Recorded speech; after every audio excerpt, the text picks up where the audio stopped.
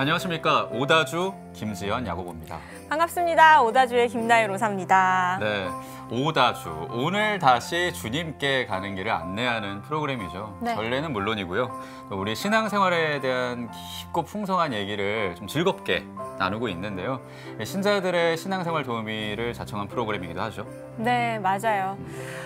이번 주 전례 특징도 저희가 좀 딱 짚어보고요. 말씀에 담긴 의미도 묵상해보는 시간입니다. 네. 우리가 어떤 신앙생활을 해야 예수님의 자녀로 잘 살아갈 수 있을까 또 자세히 안내해드리도록 하겠습니다. 네, 다혜 씨는 지난주 오늘 다시 주님께 오다주에서 배운 대로 대림 제1주간 첫 주 잘 보내셨나요? 그럼요. 제가 또 예습 복습 열심히 하잖아요. 네. 잠 안 자고 늘 깨어 있었죠. 네. 깨어 있어라의 네. 의미를 그냥 불면증으로. 그렇죠. 잠 안 자고 늘 깨어서 이제 고민하고 성찰하는 시간을 가져봤습니다. 네, 지연 씨는 어땠나요? 저도 아직 판공까지는 당연히 드리지 못했는데 네. 고해성사 전에 어떤 걸 좀 돌아봐야 할까, 그리고 내가 기다리는 하느님은 또 어떤 하느님인가, 기다림 얘기를 했으니까 그런 묵상로 좀 간단하게 작게 해봤는데요. 우리 오다주 가족들은 또 어떻게 대림제 1주간 지내는지 모르겠습니다. 교회 전례력으로 중요한 시기인 대림식이 지내면서 우리가 좀 더 의미 있게 좀 성장하는 시간으로 보내면 좋겠죠. 맞아요. 오늘도 또 공부 열심히 하고 좋은 이야기 나누면서 한 뼘 더 성장하는 그런 한 주가 되었으면 합니다. 자, 저희 오늘도 함께 해주실 생활성가의 95점? 95점. 95점. 95점을 늘 100점이죠. 100점을 지향하는 최준익 막시모 형제님과 함께합니다. 반갑습니다. 네, 반갑습니다. 95점이 되고픈 최준익 막시모입니다. 반갑습니다. 네, 반갑습니다. 또 이렇게 겸손하게 우리 준익 씨는 한 주 잘 보내셨나요? 네, 저도 계속 깨워서 불면증에 시달리면서 그분을 만나기 위해서 노력했던 것은 아니고 좀 많이 잠을 못 이룬 그런 한 주였던 것 같아요. 그러셨군요. 이제 대림제 2주간이 되면서 좀 풍경이 많이 바뀌었어요, 다혜 씨. 그래요. 풍경도 많이 바뀌고 또 우리 마음 자세도 사실 좀 변화해야 되잖아요. 그런 의미로 또 저희가 멋진 신부님을 모시고 또 일단 먼저 인사를 나누고 그리고 신부님과 이야기 나눠보도록 하겠습니다. 신부님 안녕하세요. 안녕하세요. 네, 서울대교구 사목국 기획연구팀의 이영재 요셉 신부입니다. 저도 뭔가 좀 95점 이렇게 좀 뭔가 이렇게 확 이렇게 마음에 와닿는 이름이 있었으면, 별명이 있었으면 좋겠는데. 있잖아요. 정통. 지난주에 그것 때문에 제가 얼마나 곤란한 일들을 많이 겪었는지 우리 시청자분들은 아실 겁니다. 저는 정통이 아니라 그냥 교회 한 사제로서 여러분들과 함께, 저도 신앙인이니까 신앙의 길을 같이 걷는 입장에서 좀 제가 아는 것들을 같이 나누고자 하는 그런 겸손을 지향하는 사제일 뿐입니다. 너무 겸손한 우리 정통 단어 신부님. 쓰지 마세요. 이제. 그러면 겸손을 붙여야겠네요, 우리 신부님. 겸손. 그럼 제가 이렇게 소개하겠습니다. 겸손을 지향하는 경솔이요? 겸손을 지향하는 겸손. 정통의 강의를 해주시는 우리 이영재 신부님과 함께 오늘도 한 주 함께 할 텐데요. 저희가 이제 신부님 1주를 보냈잖아요. 이제 2주를 보내야 합니다. 1주와 대림 2주의 다른 마음가짐, 달라진 점은 어떤 것들이 있을까요? 지난주에 이제 대림식이 전체에 대한 어떤 우리의 마음가짐, 또 우리의 실천 모습들이 어떻게 되어야 하는지를 말씀을 드렸는데, 사실 그렇게 본다면 그러한 모습들이 좀 더 깊어지고 넓어지는 것이 맞겠지요. 그리고 또 그러한 그 여정을 갈 수 있도록 독서와 복음은 우리를 안내해주고 있고요. 2주와 1주의 차이점이라면은 일단은 성탄이 좀 더 가까워졌다는 것. 그러니까 어떻게 보면은 처음에 결심을 다시 한번 되새기고 성탄을 잘 준비할 수 있도록 우리 마음을, 또 우리의 삶을 다독이는 것들이 필요하지 않을까 생각합니다. 대림제 2주일 미사를 아마 다 들으셨을 거예요. 근데 해설자가 이렇게 얘기하잖아요. 오늘은 대림제 2주일이자 인권주일입니다. 인권주일로 정한 이유도 있을 것 같아요. 인권주일, 이거는 사실 전례력에, 보편 전례력에 들어와 있는 것은 아니고 각국 주교회의에서 우리 신자들을 위한 특별한 어떤 의미를 전하고 살 수 있도록 권고하기 위해서 만들어진 주일입니다. 그래서 뭐 여러분들 잘 아는 군인주일이라든가 농민주일이라든가 또 이게 주교회에서 정하는 것도 말고도 뭐 교황청에서 교황님이 직접 하셨던, 이제 곧 우리 1월 달에 맞게 될 텐데 연중제 3주일이 하나님 말씀 주일이라든가 뭐 가난한 이들을 위한 주일이라든가 이렇게 주일을 하나를 특정한 어떤 주일을 선정을 해가지고 우리가 살아가야 될 복음 정신들을 좀 더 깊이 할 수 있도록. 그래서 1982년도에 우리 한국 천주교 주교회의에서 우리의 그 하느님 모습을 닮은 인간의 존엄성을 다시 한번 구현하고자, 그리고 또 이 세상에 그러한 인권이 올바로 하느님의 사랑과 정의 안에서 실현되고자 우리 각자가 노력하고 또 그러한 모습의 교회가 될 수 있도록 노력하자는 의미로 인권주의를 정했습니다. 그렇군요. 사회교리 주간이라고도 하잖아요. 네, 사실은 뭐 사회도 어렵고 교리도 어려운데 이런 그 사회교리 주간이라는 걸 만들어서 신부님이 말씀하신 것처럼 이렇게 좀 다 돌아보자라는 의미로 사회교리 주간도 있는 건가요? 이건 또 주일하고는 좀 다를 수 있겠지만 그 한 주간을 이렇게 좀 그러한 사회교리를 좀 더 충실히 알아보고 또 실천해보고자 신자들에게 권고하는 주간인데요. 이거는 2011년에 주교회에서 이렇게 제정을 했고요. 새로운 복음화, 새로운 시대의 새로운 복음화에 맞게끔 그런 우리에게 지금 이 시대에 필요한 시대의 징표를 잘 읽고 또 인권의 사각지대에 놓인 많은 가난하고 소외된 이웃들에게 복음의 정신인 바로 사회교리의 정신을 살아가고자 또 우리 교회가 스스로 노력하고 또 그렇게 살아가고자 하고 초대하는 주간이 사회교리 주간이 됩니다.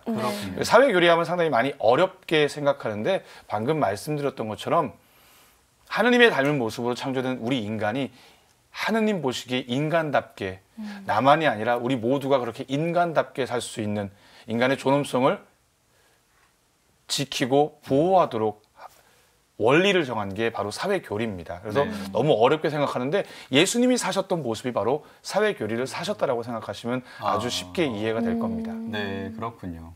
예수님의 모습 그대로 살아가야 한다. 네.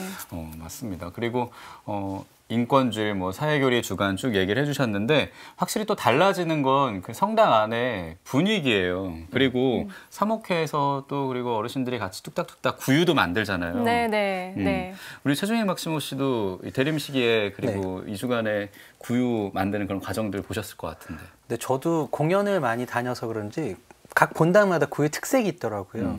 가장 또 인상 깊었던 것은 보통 구유가 우리가 보통 책이나 애니메이션에 많은 나온 구유가 있는데 어느 본당에 가니까 전통 저희 한복을 입고 성가정을 이렇게 꾸몄던 그런 구유도 봤었어요. 그래서 그런 의미에서 좀 구유는 우리가 지금 가지는 의미가 어떤 의미가 있는지 신부님께서 좀 여쭤보고 싶어요. 네.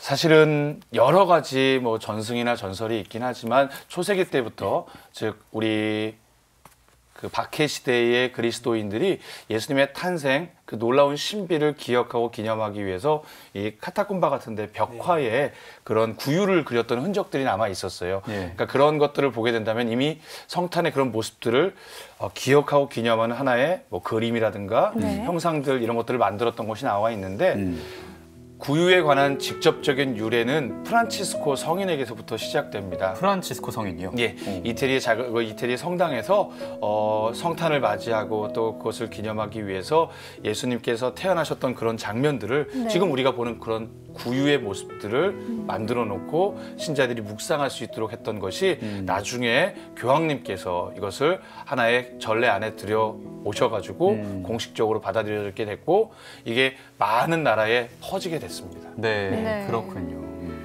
구유를 만들고 뭐 함께 작업하고 또 그 기다리는 마음으로 행복한 시간을 보내는 것조차 기도라는 생각이 들더라고요. 사실. 그러네요. 그리고 더 기도하는 건 사실 성경을 보는 그 마음가짐일 수도 있죠. 성경에 맞들이는 그 자세도 참 중요한데 그래서 지난 시간에 신부님이 깨어있어라 그리고 희망 이런 중심으로 복음도 짚어주시고 우리가 가져야 할 자세를 얘기해 주신 게 기억에 나요.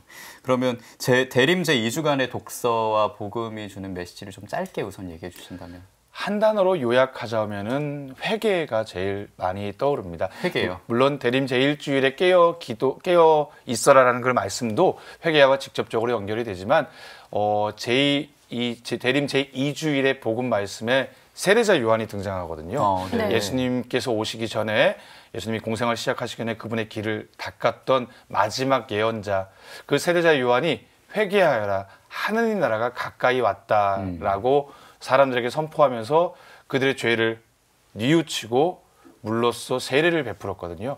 그 복음 말씀을 직접적으로 들으면서 과연 나는 정말로 이 세상 속에서 어떠한 것, 하느님이 아닌 다른 것을 쫓고 있지는 않았는가. 나 자신의 모습을 돌아보고 그러한 나의 모습들을 하느님께로 방향을 돌리는 것. 이것이 회개라고 얘기할 수 있습니다. 회개라는 단어가 나오면 사실 늘 좀 혼란스럽긴 해요.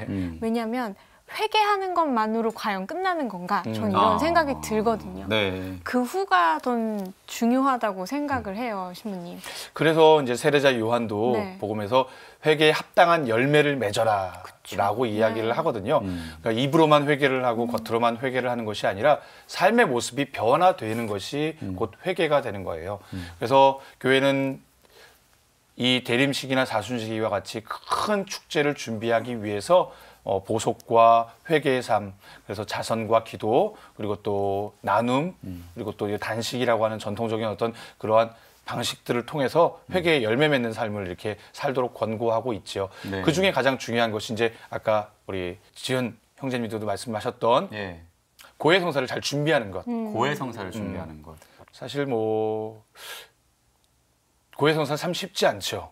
쉬우신가요? 어렵죠. 너무 어렵죠. 아유, 저도 주는 것도 힘들지만 저도 고해성사를 볼 때 참 제 나약함 또 제가 지었던 죄를 마주한다는 것이 참 쉽지가 않아요. 하지만 근데 교황님께서도 말씀하셨던 것처럼 그 고해성사의 은총을 우리가 제대로 체험할 줄 안다면 그런 하느님을 만난 체험이 있다면은 고해성사가 그렇게 두렵지만 않을 겁니다. 그 은총을 체험하는 일은 진짜 어려운 일인 것 같아요. 우리 막시모 씨는 고해성사로 은총을 느꼈던 적이 있나요? 저는 성사를 볼 때 되게 떨리는 게 저희 그렇잖아요. 저 신부님께서 내 목소리 알지 않을까? 맞아요. 그러면서 막 다른 데 성당 가고 제 아는 선배님은 그렇게 성사 보신다 그러더라고요. 이렇게 명동 성당 가면은 외국인 신부님이 계신데 그래서 또 그나마 좀 창피하니까 죄를 막 빨리 고해를 하니까 외국인 신부님이 그렇게 하신다 그러더라고요.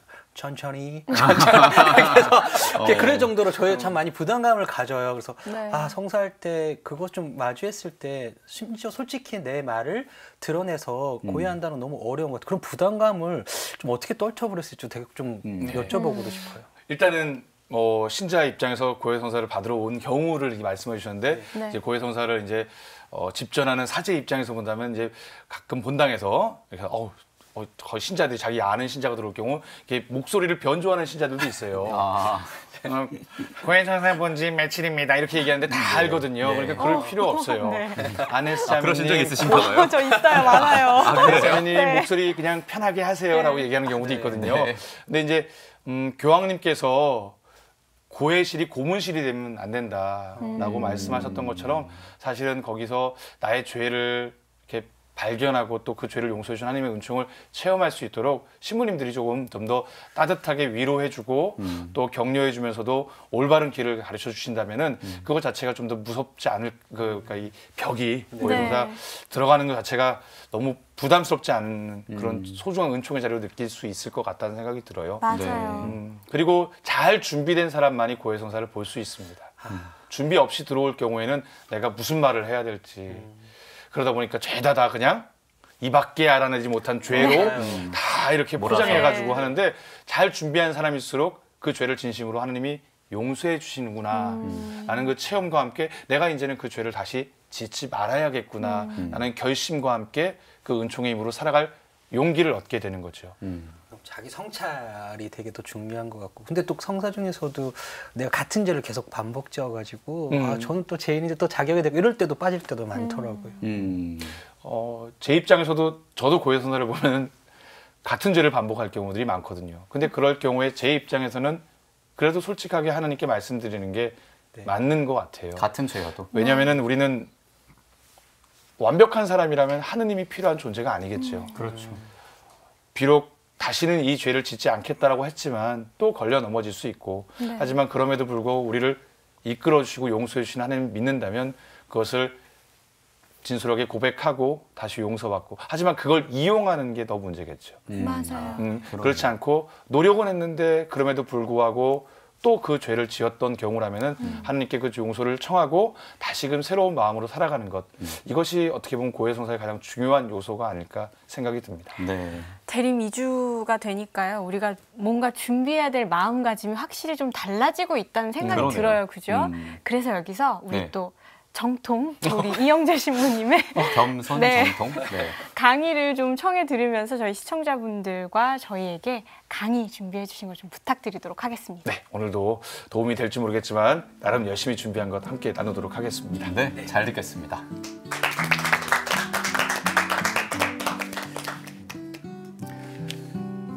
보통 축제에는 예식과 그에 따른 풍속이 따릅니다. 예수 그리스도의 탄생을 준비하고 기뻐하는 교회 공동체 안에서도 이런 주님 탄생 대축일 전후에 여러 가지 풍속들이 있습니다. 예를 들자면 구유, 크리스마스 트리, 캐럴, 대림한 등이 바로 그것이지요. 대림 시기에는 성탄을 기다리는 마음으로 구유의 모형을 만들어 기억합니다. 구유에서 예수님께서 탄생하셨음을 알려주는 성령의 말씀을 기억하고 묵상하는 것은 사실 구유를 만들기 전부터 행해졌던 일이었습니다. 이는 이미 2, 3세기경 박해시대의 그림이나 모자이크 등으로 구유에서 탄생한 예수님을 표현했던 카타콤바에서 발견할 수 있습니다. 직접적으로 구유를 만들어 성탄을 기뻐하는 풍속은 아시시의 성 프란치스코 성인에게서 유래합니다. 프란치스코 성인은 1223년 이탈리아 그레치오 성당에 외양간을 본뜬 마구간을 만들어 공개했습니다. 교황 호노리로 3세는 허락을 받아 만든 이 구유를 계기로 작은 모형의 마구간을 만들어 그리스도의 탄생을 경축하는 풍습이 전 세계로 퍼져 나갈 수 있도록 했습니다. 전통적으로 구유에는 아기 예수님, 그리고 또 그 옆에는 마리아와 요셉, 그리고 예수님이 오셨다는 사실을 처음으로 천사로부터 들었던 목동들, 그리고 양들이 이렇게 함께 모셔지지요. 그런데 아마 본당에 가셔서 보시면은 특별한 동물 둘이 있습니다. 바로 소와 나귀가 있습니다. 왜 소하고 나귀가 있는 것일까요? 이거는 이사야서 1장 3절의 말씀에 근거한다고 합니다. 소도 제 임자를 알고 나귀도 제 주인이 놓아준 구유를 알건만 이스라엘은 알지 못하고 나의 백성은 깨닫지 못하는구나. 이 땅에 오신 구세주 아기 예수님을 알아뵙지 못하는 우리 그리스도인들을 향한 예언적 말씀이 아닐까 생각합니다. 예수님이 이 세상에 분명히 오셨음에도 불구하고 소, 나귀는 자신의 구유를 놓아준 그 주인을 아는데 너희는 지금 어디에 가서 주님을 섬기고 있느냐? 라고 하면서 우리에게 하나의 경고의 메시지를 알려주는 것이지요.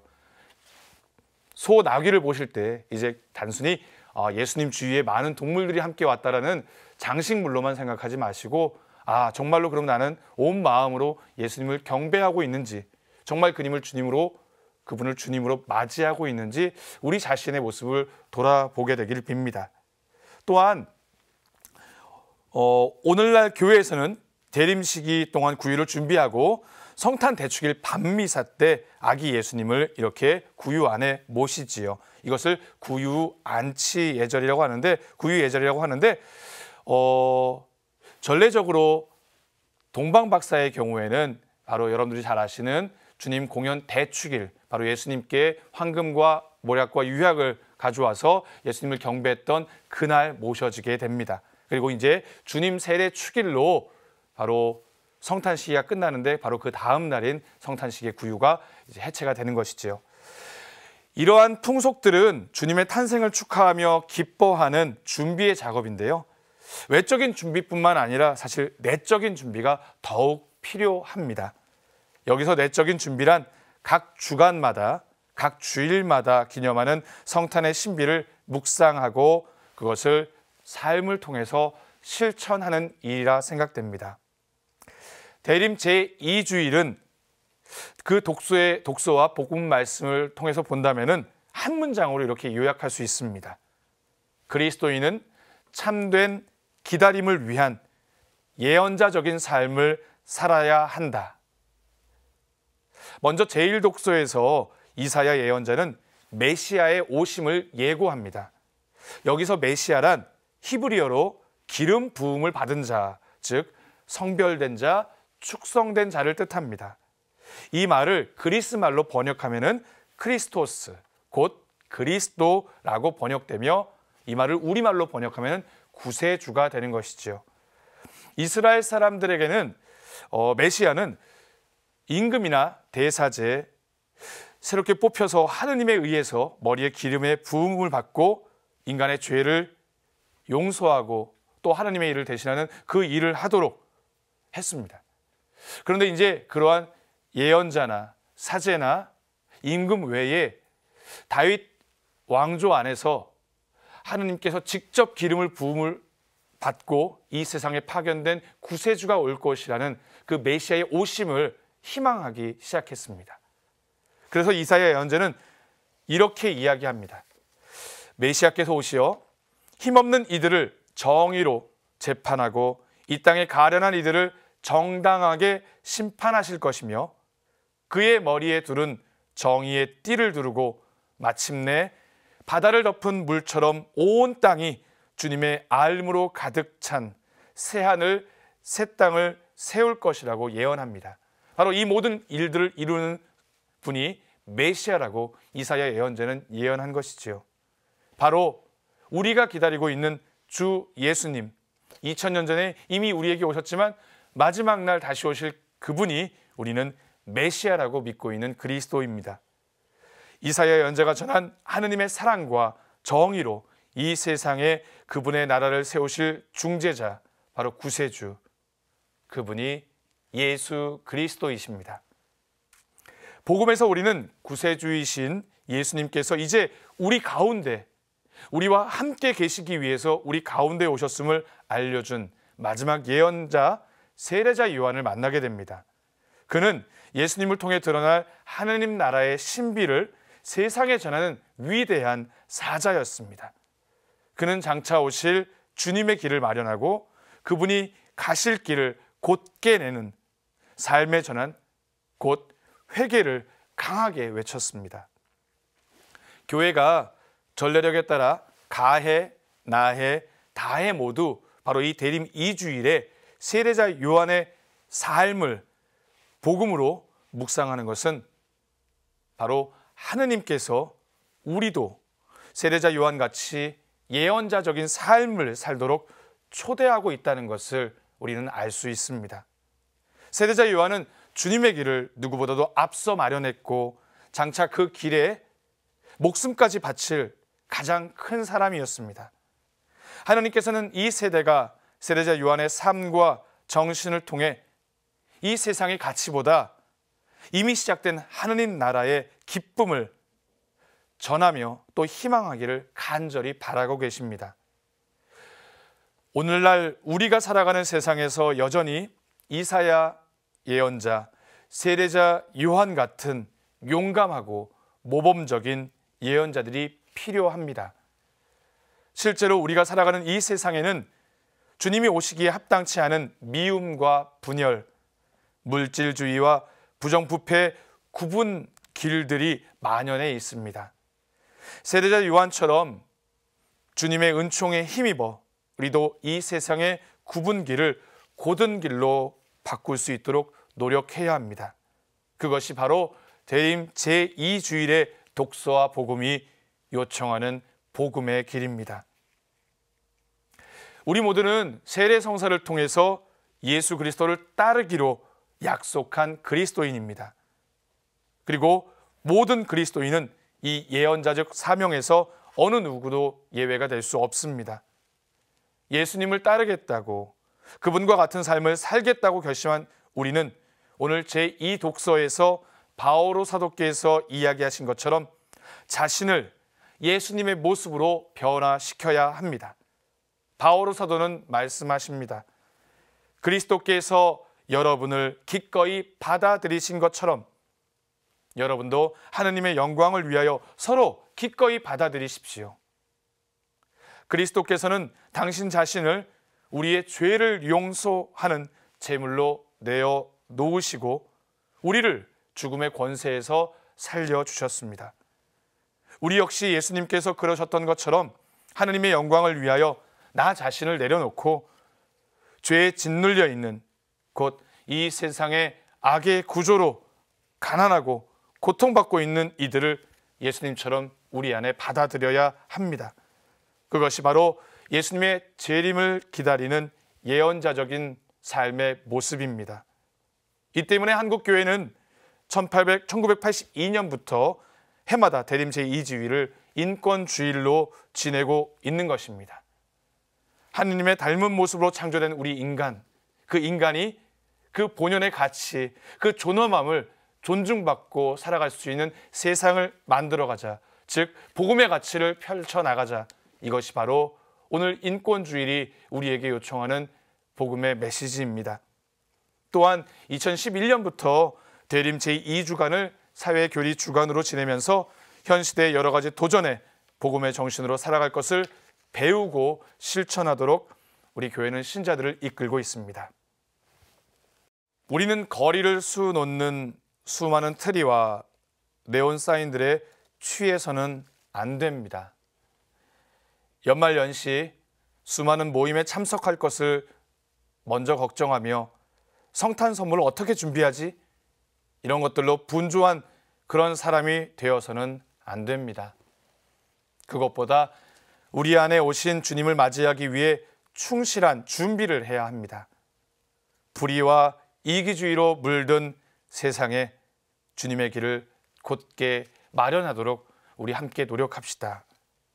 그것은 가난하고 고통받는 이웃들이 역시 하느님의 사랑을 받는 존재라는 것을 깨닫고 그 사랑을 함께 나누며 살아가는 삶입니다. 우리의 작은 사랑의 실천들이 모여서 세상을 밝히는 가장 아름다운 촛불이 될 때 주님을 맞이하는 가장 큰 선물임을 기억합시다. 그것이 바로 이 대림 2주간을 지내는, 또 2주간을 지내며 우리가 묵상하고 실천해야 할 가장 중요한 내적 준비입니다.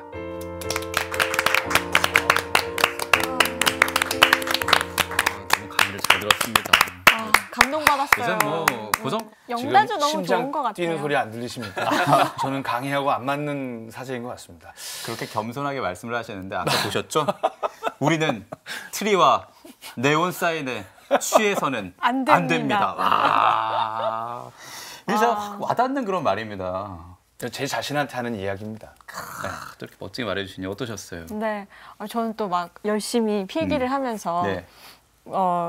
이 세상의 굽은 길을 고든 길로 이렇게 그런 말도 좀 너무 좋았고요. 그리고 이 회개라는 단어가 사실 신부님 강의 중에 계속 나오잖아요. 그렇죠. 그래서 다시 한번 생각하고 돌아보는 그런 기회가 됐고, 그리고 이제 신부님께 이 회개라는 단어가 계속 나오면서 좀 무겁게 신자들이 생각할 수 있잖아요. 그래서 우리가 일상생활에서 신앙생활을 하면서 할 수 있는 회개들에 대해서도 한번 여쭤보고 싶었어요. 네. 사실 뭐 엄청난 세상을 변화시키는 그런 회개는 네. 우리의 일상 삶 속에서 작고 작은 곳에서 하는 작은 실천들로서부터 시작된다고 저는 생각이 들어요. 뭐 작게는 내가 함께 사랑하는 가족들, 미워했고 질투했고 그냥 편하다는 이유로 너무 쉽게 대했던 우리 가족들을 다시 한번 돌이켜보면서 사랑하는 것, 용서하는 것, 그리고 내 주위에 있는 많은 사람들, 그들 가운데 늘 나에게 잘해주는 사람들만 잘해줬다면 어떻게 보면 좀 더 나에게 잘 해주지 못했더라도 내가 먼저 사랑을 내어놓는 그런 작은 실천들, 그리고 좀 더 나아간다면 직접적으로 나하고 아무런 연관이 없지만 지금 이 추위 속에서 고통 중에 있는 많은 영적으로든 어떤 물질적으로든 그런 사람들을 나의 것을 함께 나누는 어떤 실천들, 이러한 것들이 차곡차곡 쌓인다면은 이 세상이 어떻게 보면은 주님께서 오신 이유가 분명히 드러나는 그런 세상으로 변화되지 않을까 생각합니다. 회개는 전혀 어려운 건 아니에요. 우리 마음을 하나님께로 향하는 게 회개니까 네. 우리 마음이 어디 있는지를 들여다보는 것, 그걸 먼저 하고 그것을 돌리기 위한 우리의 노력들, 이것을 회개라고 생각하시면 좋을 것 같습니다. 정말 명확하게 정리를 해주시네요. 네. 준익 씨는 어땠어요? 저는 그 회개 중에서 용서라는 게 너무 힘들더라고요. 저에게 좀 상처를 준 사람 지금도 생각하면 진짜 표정 나죠. 네. 그런데 아니겠죠. 네, 근데 그것을 어떻게 해야 되는지 진짜 용서는 제가 할 수 없다는 생각이 너무 많이 들어요. 막 생각할수록 열이 받고 화가 나는데 어떤 과정을 거쳐서 해야 되는지도 조금 여쭤보고 싶어요. 제가 이것까지 답을 드리는 건 아니지만 제 나름대로의 노하우가 저는 있거든요. 네. 어떤 노하우라기보다는 어떤 책에서 읽었던 부분인데 분명히 잘못한 사람들에 대한 것은 그건 잘못한 거고 죄라는 건 인정하고, 하지만 그 사람 안에 하나님께서 창조하셨던 그 존엄성을 하느님 입장에서 같이 나도 창조에 협력하기 위해서 용서하는 것이다 라는 그 말이 되게 좋은데 이거 말도 되게 어렵죠. 네. 그렇기 때문에 저는 사실 미워할 부분은 미워해야 된다고 생각합니다. 하지만 그 미움을 표현하는 건 아니에요. 그리고 표현하는 건 아니다. 표현하는 건 아닌 거죠. 그리고 미움 자체는 내 안에서 일어나고 있는 미움은 내가 아니에요. 미움을 갖는 것도 그러면 안 좋은 건가요? 미움을 키우면 안 되겠죠. 키우는 건 안 좋다. 갖는 건 우리 안에서 일어나는 수많은 감정들은 어찌 보면 인간이면 당연히 하나님께서 우리에게 마련하신 수많은 감정들인데 네. 거기에 끌려가거나 그 감정 전체가 내가 돼버린다면은 그것은 하나님께서 원하는 모습이 아니겠죠. 즉 미운 감정, 뭐 누구를 싫어하는 감정, 질투 이런 거는 우리 안에 일어나는 자연적인 어떻게 보면은 네. 근데 거기에 끌려가거나 거기에 물을 주면서 그 미움을 키우거나 그렇게 된다면 우리는 더욱더 용서하지 못하죠. 네, 그렇군요. 너무 빠져들지 않게 하는 것도 또 네. 우리가 대림 2주에 공부하고 마음 공부해야 될 그렇죠. 것들 중에 하나인 것 같아요. 그렇게 잘 그렇죠? 다스리면서 회개하는 네. 주님께 더 나아가는 그런 자세가 필요하다고 봅니다. 네. 그러면 신부님께 이제 여쭤보고 싶은 건 이제 마무리하는 것으로 대림 2주에 우리가 마음속에 새겨두어야 할 신앙 성경 구절. 네. 한 줄로 딱. 네. 지난주처럼 이게 딱 저희가 이제 기억하고 살아갈 수 있는 성경 네. 말씀으로 제가 이제 여러분들에게 말씀을 드릴게요. 저도 이번 한 주간을 이 말씀을 좀 더 묵상하면서 살아가고자 하는데 마태복음 3장 2절의 말씀인데요. 회개하여라 하느님 나라가 가까이 왔다라고 했던 세례자 요한의 그 외침, 이것을 기억하면서 우리가 좀 더 예수님께 좀 더 다가갈 수 있는, 하느님께서 하느님 나라가 가까이 다가왔다라고 말씀하시면서 우리에게 다가오신 것처럼 우리도 그분께 좀 더 다가갈 수 있는 그런 시간, 회개를 통해서 이루어 나갔으면 좋겠습니다. 네. 네. 신부님 정말 귀한 말씀 너무너무 감사드립니다. 제 말씀이 아니라 네. 예수님이 주신 말씀이니까. 네.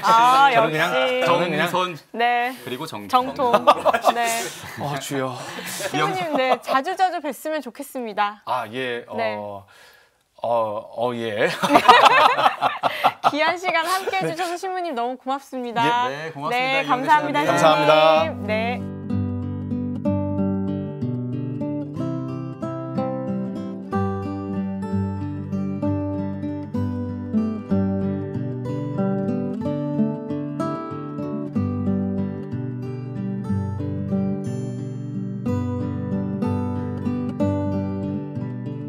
네, 이번 코너는요, 또 우리의 신앙생활을 풍성하게 해줄 신앙 서적을 소개하는 시간이죠. 네, 오늘도 반짝반짝 빛나게 해주실 성부하루 딸 스토어의 이 세쿤디나 수녀님과 함께합니다. 안녕하세요, 수녀님. 수녀님 안녕하세요. 안녕하세요. 네, 반갑습니다, 수녀님. 한 주 잘 보내셨나요, 수녀님? 네, 저도 대림 1주에 깨어 지내려고 무지 애를 많이 쓰면서 2주간을 벌써 시작하게 됐습니다. 네. 오늘 수녀님께서 저희에게 소개해 주실 보석 같은 책은 어떤 책인가요? 네. 케네스 하임스 신부님이 쓰시고 또 박동호 신부님께서 정성스럽게 번역해 주신 가톨릭 사회교리 백일문 백일답이라는 책입니다. 백일문 백일답. 네. 101개나 있네요. 네, 그래요. 많은 질문들이 있는 것 같은데. 네. 이 백일문 백일답 어떻게 수녀님은 왠지 다 알고 계실 것 같지 않아요? 괜히 수녀님이라고 하니까. 백일문 백일답 사실 이 책이요. 뭔가 선물을 참 많이 하는 책이기도 해요. 그죠, 수녀님? 그러네. 제가 잘 모르고 또 우리가 그 양이 굉장히 방대하기 때문에 이렇게 훌륭한 책이 우리 손에 있는 게 참 다행이라고 생각을 합니다. 네, 그래요. 목차를 보니까 진짜 쭉 다 질문이고 하나하나 답을 하는 그런 느낌인데 사실 사회교리라고 했을 때 앞서 우리 이영재 신부님이 말씀하신 것처럼 사회도 어렵고 교리도 어려워서 근데 이 책은 질문과 답을 하니까 다른 사회교리 책이랑 좀 다른 것 같아요. 차이점이 있죠? 그 지금 말씀하신 것처럼 이 책 제목에 잘 나와 있는 것처럼 질의응답 형식으로 되어 있어요. 우리가 모르는 것을 질문하고 그 답을 들을 때 더 기억에 잘 남고 이해하기 쉬운 것처럼 이 책이 그 점을 아주 잘 활용하신 것 같고요. 특별히 그 여러 가지 주제들이 사회교리에 있는데 주제별로 선별을 해가지고 읽으시면 그 사회교리의 좀 어려운 것을 조금 더 유연하게 대처하면서 읽을 수 있을 것이라고 생각을 합니다. 네, 그렇군요. 저는 되게 그 스님 말씀 중에 정말 뜬금없을 수도 있는데 100개면 100개지 왜 101개인지 되게 궁금해요. 왜 101개로 이루어졌는지. 저도 그 부분이 사실 되게 궁금했었는데요. 이 책을 읽어보면서 굉장히 사회교리가 방대하고 또 현대 사회를 읽어내는 교리이기 때문에 앞으로도 무궁무진하게 그 내용들이 쏟아 나오질 것인데 그 부분을 아직도 많은 부분이 남아 있습니다라는 의미 하나랑 또 이 사회교리 이 책을 읽은 다음에 우리가 살면서 정의라든지 공동선, 뭐 인권에 대한 그런 문제를 듣거나 내가 당했을 때 그냥 지나치는 것이 아니라 정말 내 이 질문을 하고 또 그 답을 찾아가고 교회에 물어보라고 하는 그런 초대로 열어놓으신 게 아닌가? 그렇게 저는 답을 내렸습니다. 계속 질문이 나올 수도 있고. 그러네요. 사실 이 책을 제가 예전에 살짝 읽었던 기억이 지금 그래요? 나는데요. 그런 느낌이었던 것 같아요. 뭔가 쭉 글로 설명한 거라기보다는 누군가 물어보고 그거에 대한 답을 하는 걸 우리가 이제 읽게 되는 거잖아요. 그렇죠. 그래서 뭔가 약간 정리가 되는 느낌? 여기엔 이런 게 있었구나. 우리는 또 우리 교회는 이런 입장이었구나. 이렇게 좀 정리가 되는 느낌이 들더라고요. 책에서 좀 더 강조하는 부분이 있나요, 스님? 저는 좀 마지막 부분이 특별한 관심들을 해서 따로 이렇게 모아놨는데 그 부분에는 뭐 여성 문제, 그다음에 인종 차별의 문제, 그리고 지금 커다란 세계적으로 문제가 되는 이주민들의 문제 등을 모아놨어요. 그것이 앞서서 계속 이어서 이야기했던 사회적 약자들에 대한 이야기이고 그 부분들이 정말 신체적으로 우리 생명을 위협하는 일들이기 때문에 특별히 이 부분을 더 저자가 강조한 거라고 생각을 했고 또 사회교리를 다루면서도 사회교리가 모두 다 옳다 이것이 아니라 정립되어가는 과정이기 때문에 그 안에서 쏟아나오는 어떤 비난들 또 여과 없이 이렇게 밝혀주고 계시더라고요. 그리고 사회교리가 앞으로 어떻게 나아가야 할 그 비전도 쓰고 계셨는데 세계화의 문제들 그래서 세계화에서 그거에 따른 다양한 현안들이 앞으로 사회교리가 나가야 할 방향이라고 그 전망을 해주신 점이 굉장히 제 마음에 닿았습니다. 그럼 오늘도 수녀님께서 저에게 소개해 주실 구절을 낭독 부탁드리겠습니다. 질문이 인간 존엄성에 대한 거고 사회 교리의 출발점이 인간의 존엄인 이유가 있나요? 이 부분이고요. 각자 왜 인간의 존엄인가 이렇게 생각을 하면서 들으면 좋을 것 같아요. 인간이 무슨 대단한 업적을 이루기 때문에 존엄하고 가치가 있는 것이 아니고 사회가 존엄을 인정해 주기 때문도 아닙니다. 인간의 존엄은 하느님의 모상에 관한 교의, 곧 신앙의 확신에 바탕을 둡니다. 인간은 창조주와 닮은 존재들이기 때문에 존엄합니다. 이미 다 알고 계신 부분인데 저는 이 부분이 가장 마음에 와닿았어요. 한 사람 한 사람 다 존엄하다라는 그 울림이 있는 구절이었네요. 근데 이제 그 바탕의 그 시작이 성경적인 근거가 분명히 창세기를 근거로 하고 있고 그게 하느님 모상이라는 것이 이 사회교리가 그 뿌리가 성경에서 있다라는 것을 밝혀주고 있어서 좋았고 참 좋은 부분이네요. 그리고 지금 대림 시기 보내면서 소외된 사람들을 보자는 얘기를 우리가 많이 하고 있잖아요. 깨어 있어야 한다, 회개까지 얘기하면서 한 사람 한 사람 다 소중하다고 딱 짚어주니까 이 대림 시기와도 딱 맞는 내용이네요. 지금 그래서 사회에서 일어나고 있는 다양한 어떤 사건, 사고들을 보면은 어떻게 보면은 인간 존엄성의 그 상실에서 오는 것이 아닌가 이렇게 생각할 수 있었고 또 실마리 역시 인간의 존엄성을 우리가 더 회복하고 노력하는 것이 그 시작이구나라는 생각을 했습니다. 어떻게 보면 참 너무 어려운 이야기지만요. 그렇죠. 사실은 늘 우리 삶에 녹아내려서 함께 해야 되는 부분이기도 하거든요. 맞아요. 늘 잊지 말아야 할 그런 일이기도 하고요. 책을 읽으면 깨달음을 되게 많이 얻게 되는 그런 시간을 갖지 않으실까라는 생각이 듭니다. 지현 씨도 마음에 드는 아까 책을 좀 미리 읽어보셨잖아요. 읽어봤었습니다. 저도 한 구절 정도 가져왔는데 저는 공동선에 대한 얘기예요. 공동선이라고 하면 조금 어려우실 수도 있겠습니다만 질문은 공동선이란 정확히 무엇인지요? 고요. 답변은 공동선은 각 사람의 선, 인간의 행복이 다른 사람들의 선과 결합되어 있다는 걸 보여줍니다. 사람들은 공동체 안에서만 진정으로 번성할 수 있습니다. 그리고 우리는 다른 사람들도 번성하는 그 무대에서 그들과 함께 행복을 체험합니다. 그 자리에서만 서로가 참 행복을 체험할 수 있습니다.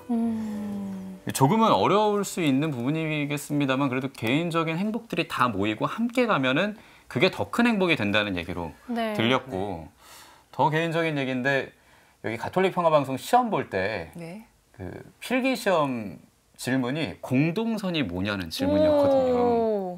그때 이렇게 썼어야 되는데 100점인데. 그러니까 좀 돌아보는 그런 시간도 됐습니다. 너무 이제 개인주의적인 것들을 너무 이제 우린 아무렇지 않게 얘기하는 또 시대가 돼버렸잖아요. 맞아요. 나만 잘 되면 돼. 약간 이런 느낌? 지연 씨가 좋아하는 이 구절에서 함께 다 같이 더불어서 잘 살아가자는 우리 주님 안에서 그런 의미가 있지 않을까라는 생각이 듭니다. 우리 주인 씨는 어떠셨어요? 저는 수누님 말씀을 좀 시각적으로 다르게 봤는데 우리가 믿는 그리스도인 말고 그렇다면은 그분을 모르는 사람들한테는 그 인간의 존엄성에서 또 어떻게 조금 전달해야 될까라는 의문도 들었고 내가 어떻게 하면 될까라는 생각도 하게 됐었어요. 그래서 아까 말씀드렸던 그 인종적인 그런 부분에 있어서 아직도 유색인들에 대한 차별은 계속 일어나고 있기 때문에 우리가 계속해서 그 사회교리 안에서 교회의 그 답을 찾고 또 그 시대에 맞는 답을 드려야 하는 것이 또 교회의 몫이라고 생각을 해요. 그리고 또 우리 안에서도 계속 이민자들을 어떻게 받아들여야 하는지의 문제도 그리스도인으로서 어떻게 성찰해야 하는지 사회가 그런 사람들을 배척하고 손가락질을 하더라도 그리스도인답게 어떻게 그 세상을 바라보고 또 그런 사람들에게 그것이 아니라고 말할 수 있는 용기 그것도 사회교리를 살아가는 것 중에 하나가 아닐까 그런 생각이 듭니다. 용기를 내야겠네요. 그래야겠네요. 너무 무서울 것 같아요. 쉽지는 않아요. 수님도 책을 읽으시다가 내가 이런 부분은 좀 잘못 생각하고 있었구나, 오해하고 있었네, 우리 교회는 또 이런 입장이 있었구나 이런 부분도 있으셨나요?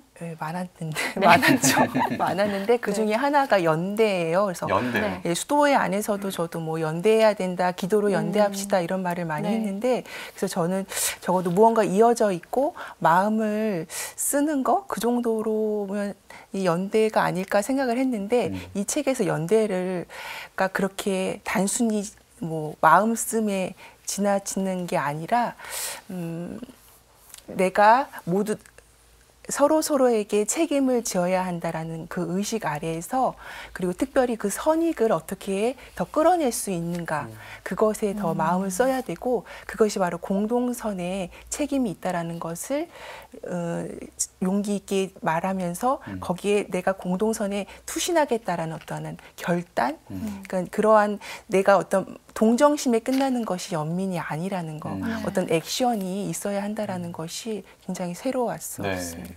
쉽게 얘기하면은 서로가 서로에게 책임을 져야 하는 그 마음가짐과 함께 그냥 마음만 갖고 있는 게 아니라 행동을 하라는 그런 말로도. 그렇죠. 예, 우리 신앙도 사실은 실천하는 신앙이잖아요. 함께 그렇죠. 행동해야 되는 신앙인데 늘 그걸 잊고 살죠. 네. 그냥 말로만 그렇죠. 하니까요.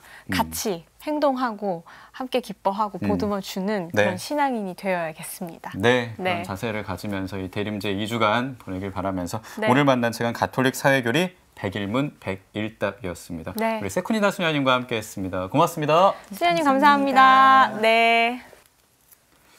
네, 이제 마무리할 시간 다 됐는데요. 저는 오늘 개인적으로 굉장히 유익한 시간이었습니다. 저도요. 예. 많은 생각을 하게 됩니다. 회개라는 주제가 던져질 때 항상 마음이 무겁고 뭐부터 시작해야 되나 걱정이 참 많았는데요. 신부님과 수녀님께서 얘기해 주신 방법대로 주변을 더 돌아보고 더 함께하고 더불어 살아가는 그런 마음부터 가져야 되지 않을까라는 생각이 들었어요. 그리고 이 시간이 더 감사해졌고요. 의미가 더 많이 생겼으니까요. 어떠셨어요, 우리 준익 씨는 오늘? 저는 오늘 그 사회교리라는 것에서 조금 다르게 생각해서 좀 어렵다 아니면은 보통 일반 사회적에서도 이렇게 주장하는 게 달라서 다툼이 일어나는 것도 많잖아요.